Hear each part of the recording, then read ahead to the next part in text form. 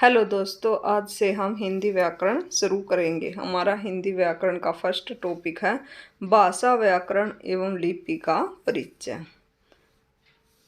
मानव जाति के विकास के सुदीर्घ इतिहास में सर्वाधिक महत्व संप्रेषण के माध्यम का रहा है। अर्थात सबसे अधिक महत्व किसका रहा है? संप्रेषण का, अर्थात अपने विचारों के आदान प्रदान का। और वह माध्यम क्या है? भाषा। मनुष्य समाज की इकाई है। मनुष्य किस में रहता है? समाज में। तथा मनुष्य से ही समाज बनता है। समाज की इकाई होने के कारण परस्पर विचार, भावना, संदेश, सूचना आदि को अभिव्यक्त करने के लिए मनुष्य भाषा का प्रयोग करता है। अपने विचारों को अभिव्यक्त करने के लिए मनुष्य किसका प्रयोग करता है? भाषा का।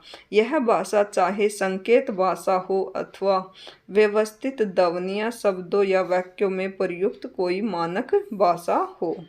भाषा के माध्यम से ही हम अपने भाव एवं विचार दूसरे व्यक्ति तक पहुंचाते हैं और दूसरे व्यक्ति के भाव एवं विचार जान पाते हैं। दूसरे व्यक्ति के भाव और अपने भाव किससे पहुंचा सकते हैं हम, और किससे जान सकते हैं? भाषा से। भाषा ही वह साधन है जिससे हम अपना इतिहास, संस्कृति, संचित ज्ञान, विज्ञान तथा अपनी महान परंपराओं को जान पाते हैं। संसार में संस्कृत, हिंदी, अंग्रेजी, बंगला, गुजराती, उर्दू, मराठी, तेलुगु, मलयालम, पंजाबी, उड़िया, जर्मन, फ्रेंच, इतालवी, चीनी जैसी अनेक भाषाएं बोली जाती है। अर्थात संसार में अनेक भाषाएं बोली जाती हैं। भारत अनेक भाषा भाषी देश है तथा अनेक बोली और भाषाओं से ही मिलकर भारत राष्ट्र बना है। अर्थात भारत एक धर्मनिरपेक्ष राज्य है। इसमें कोई भी धर्म अपना सकता है और कोई भी भाषा बोल सकता है। संस्कृत हमारी सभी भारतीय भाषाओं की सूत्र भाषा है तथा वर्तमान में हिंदी हमारी राजभाषा है। अर्थात जिसमें राजकीय कार्य किए जाते हैं उसे क्या कहते हैं? राजभाषा। भाषा के दो प्रकार होते हैं। भाषा के कितने प्रकार होते हैं? दो। पहला कौन सा? मौखिक, और दूसरा लिखित।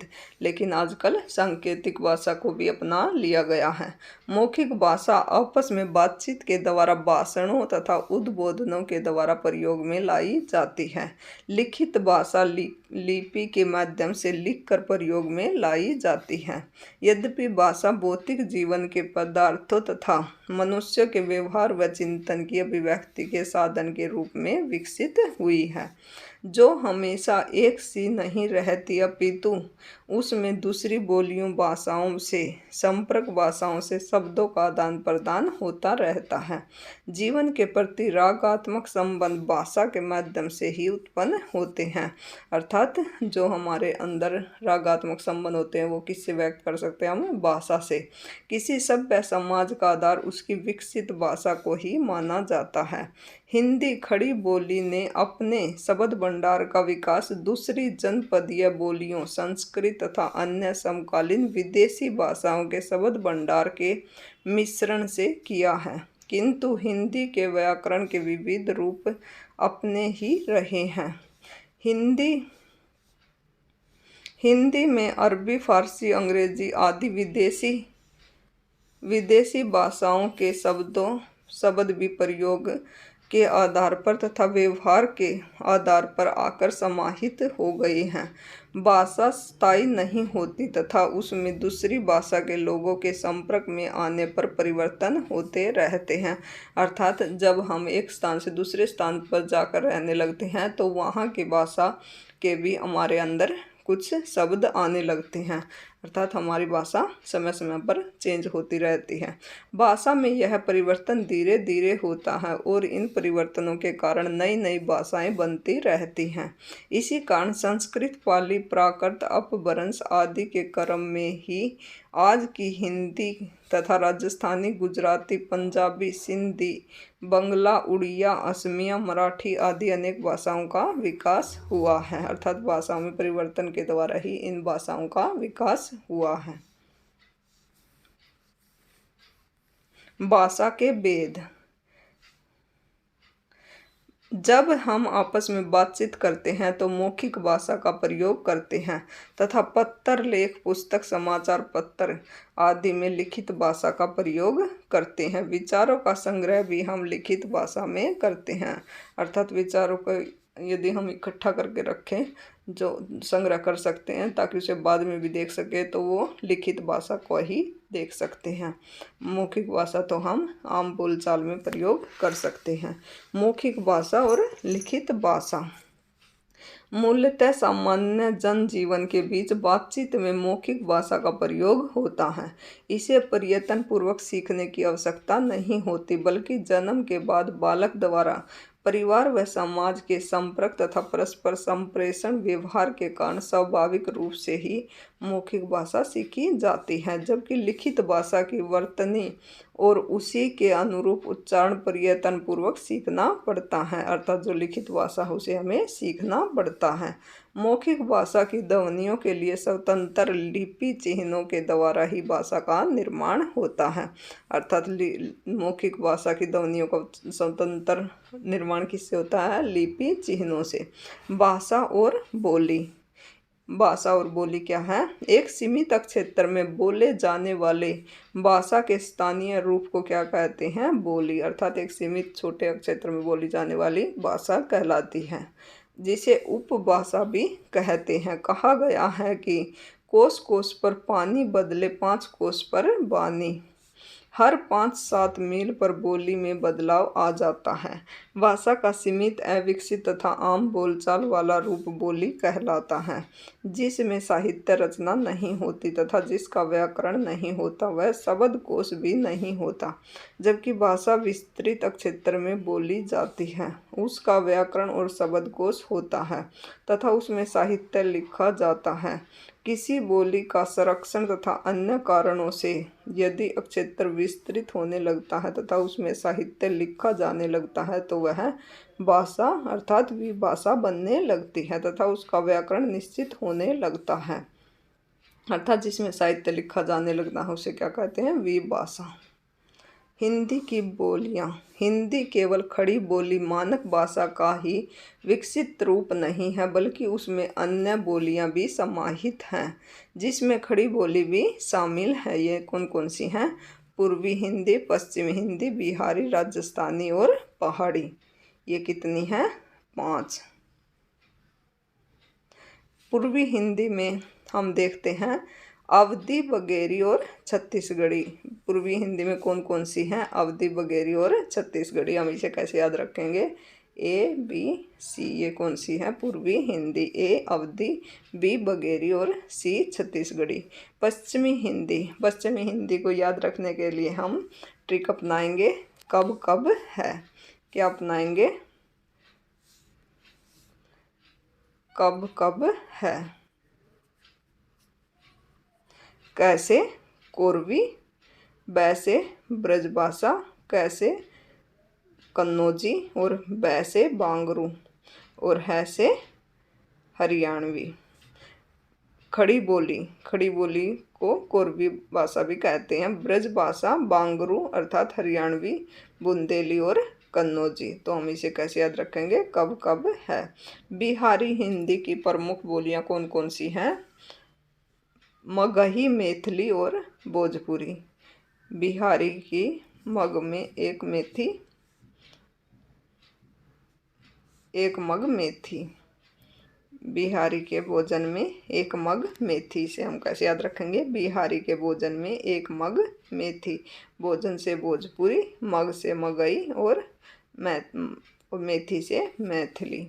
बिहारी भाषा की बोलियों को कैसे याद रखेंगे? बिहारी के भोजन में एक मग मेथी।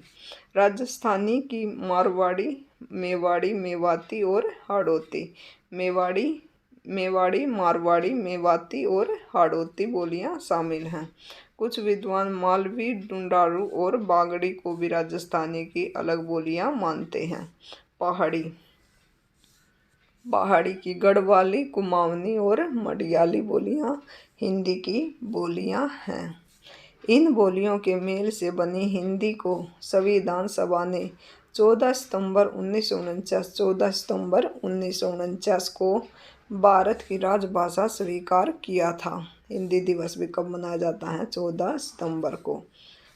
विभिन्न बोलियों के मेल से बनी हिंदी की भाषाई विविधता के कारण ही हिंदी के क्षेत्रीय उच्चारण में विविधता पाई जाती है।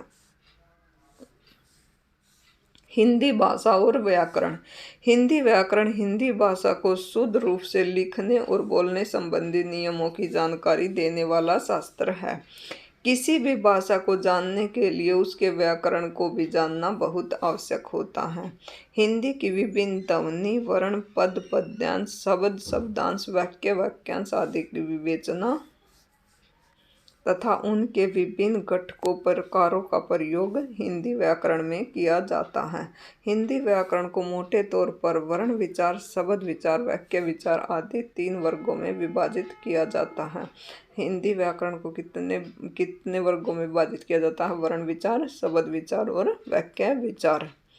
नागरी लिपि का परिचय एवं वर्तनी। नागरी लिपि के बारे में देख लेते हैं हम। भाषा की ध्वनियों को जिन लेखन चिन्हों में लिखा जाता है उसे क्या कहते हैं? लिपि। अर्थात किसी भी भाषा की मौखिक ध्वनियों को लिखकर व्यक्त करने के लिए जिन वर्तनी चिन्हों का प्रयोग किया जाता है वह क्या कहलाती है? लिपि। हिंदी की लिपि कैसी है? अक्षरात्मक।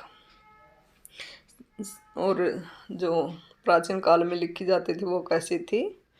चित्रात्मक। ये भी क्वेश्चन कई बार पूछा जाता है कि हिंदी की लिपि कैसी है? अक्षरात्मक। संस्कृत, हिंदी, मराठी, कोंकणी, नेपाली आदि भाषाओं की लिपि देवनागरी है। इसी प्रकार अंग्रेजी की रोमन, पंजाबी की गुरुमुखी और उर्दू की लिपि क्या है? फारसी। भारत सरकार के अधीन केंद्रीय हिंदी निर्देशालय ने अनेक भाषाविदों, पत्रकारों, हिंदी सेवी संस्थानों तथा विभिन्न मंत्रालयों के प्रतिनिधियों के सहयोग से हिंदी की वर्तनी का देवनागरी में एक मानक स्वरूप तैयार किया है, जो सभी हिंदी प्रयोक्ताओं के लिए समान रूप से मान्य है। देवनागरी लिपि के निर्धारित मानक रूप क्या हैं? जैसे स्वर और व्यंजन। स्वर कौन कौन से हैं? ए, आ, ई, उ, री, ए, आई, ओ, औ। ये स्वर कितने हैं? 11। और इसकी मात्राएं कितनी हैं? 10, क्योंकि ए की कोई मात्रा नहीं होती। मात्राएं देख लीजिए, आ, ई, उ, री, ए, आई, ओ और औ की। तो मात्राएं कितनी हो गई? 10। अनुस्वार। अनुस्वार अंग, जैसे अंश, अंदेशा। अनुनासिक। अनुनासिक की कौन सी होती है? चंद्र बिंदु, हंसना, धुआं। विसर्ग। विसर्ग अह, अर्थात इसकी साउंड कैसी आती है की जैसी। अध, पतन, दुख, मन, स्थिति। व्यंजन। व्यंजन कौन से होते हैं? क से लेकर है तक। संयुक्त व्यंजन। संयुक्त व्यंजन अक्ष, तर्र, जय और श्रय। हलंत चिन्ह। हलंत चिन्ह का प्रयोग किया जाता है, जैसे प्रहलाद, पट्टा और अप्राहन। अप्राहन।